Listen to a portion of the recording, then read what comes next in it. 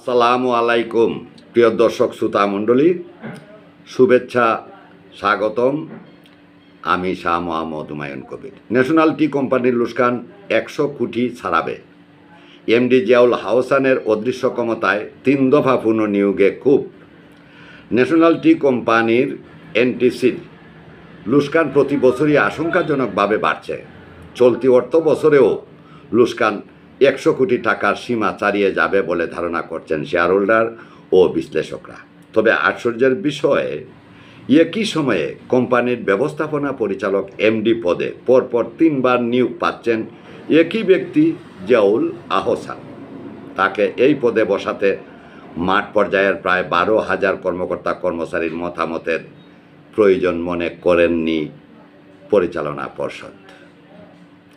শ্রমিক ও কর্মকর্তারা প্রশ্ন তুলেছেন, যখন একজন এমডি নিজের সুবিধার চিন্তা ছাড়া আর কিছু ভাবেন না, তখন কোম্পানির উৎপাদন, শ্রমিকের অধিকার ও আর্থিক স্বচ্ছতা কোথায় যাবে?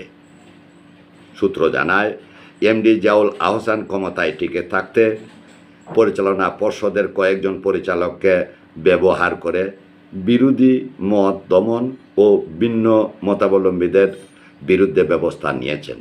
এই প্রক্রিয়ায় প্রথমেই জগদীশপুর চা বাগানের আমিনুল ফকির, প্রেমনগর চা বাগানের হুসাইন উদ্দিনকে চাকুরি থেকে বাদ দেওয়া হয়। পরে পর্যায়ক্রমে আক্তার শহীদ, সৈয়দ মাহমুদ হাসান ও মোল্লা গুলাম মোহাম্মদকেও বিদায় করা হয়। অত্যাচার ও নিপীড়নের কারণে বহু কর্মকর্তা স্বেচ্ছায় পদত্যাগ করেছেন। তাদের মধ্যে রয়েছেন আসাদুজ্জামান রাফি, শফিকুল ইসলাম মুন্না, নাসির উদ্দিন সহ আরও অনেকে।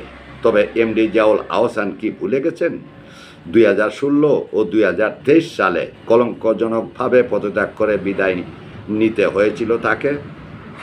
তার অতীত ইতিহাস বিবেচনা না করেই পরিচালনা পর্ষদ আবারও তাকে এমডি পদে বসিয়ে দিয়েছে, যা বিনিয়োগকারী ও শেয়ার হোল্ডারদের মধ্যে ব্যাপক ক্ষোভের সৃষ্টি করেছে। কিন্তু প্রশ্ন হচ্ছে, যদি তিনি কোম্পানিকে মুনাফায় নিতে পারেন, তবে জানুয়ারি থেকে আগস্ট পর্যন্ত মাত্র 8 মাসে 84 কোটি টাকার লুস্কান কেন? এখনও 8 মাসের বেতন ও 8 সপ্তাহের শ্রমিক মজুরি বকেয়া রয়ে গেছে? শুধু তাই নয়, কোম্পানির পক্ষে নেওয়া একাধিক আত্মঘাতী সিদ্ধান্তের ফলাফল কি হতে পারে তা নিয়েও এখন শেয়ার হোল্ডাররা গভীর উদ্বেগে আছেন। এবার আরও শুনুন, ন্যাশনাল টি কোম্পানির লুস্কান দিন দিন বেড়েই চলছে। চলতি বছরেই এই লুস্কান 100 কোটি টাকার গড় ছাড়াবে এমন আশঙ্কা করছে শেয়ার হোল্ডার ও বিশ্লেষকরা।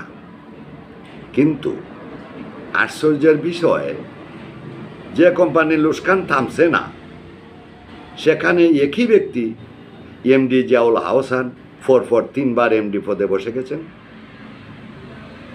কোনো কর্মকর্তা, কোনো শ্রমিকের মতামত নেওয়ার প্রয়োজনই মনে করেননি কেউ। মাঠ পর্যায়ের 12,000 মানুষের চিন্তা বাদ দিয়ে তিনি চিন্তা করেছেন শুধু নিজের ক্ষমতা আর সুবিধার। আর সেই পথে এগুতে গিয়ে তিনি বিদায় করে দিয়েছেন সৎ ও অভিজ্ঞ কর্মকর্তাদের। জগদীশপুরের আমিনুল ফকির, প্রেমনগরের হুসাইন উদ্দিন, আক্তার শহীদ, সৈয়দ মাহমুদ হাসান, মোল্লা গুলাম মোহাম্মদ সহ আরও অনেককে। অত্যাচার ও নিপীড়নের কারণে অনেকেই স্বেচ্ছায় পদত্যাগ করেছেন, আগাম দরখাস্ত দাখিল করেছেন। অথচ 2016 ও 2023 সালে কলঙ্কজনকভাবে বিদায় নেওয়া এই একই এমডি কেমন করে আবারও দায়িত্ব পেলেন? যার ফলাফল 8 মাসে 84 কোটি টাকার লুস্কান। এই 8 মাসের বেতন বকেয়া, শ্রমিকের মজুরি আটকে আছে সপ্তাহের পর সপ্তাহ, অর্থাৎ 8 সপ্তাহ। এখন প্রশ্ন, ন্যাশনাল টি কোম্পানির এই ধ্বংসের দায় নেবে কে?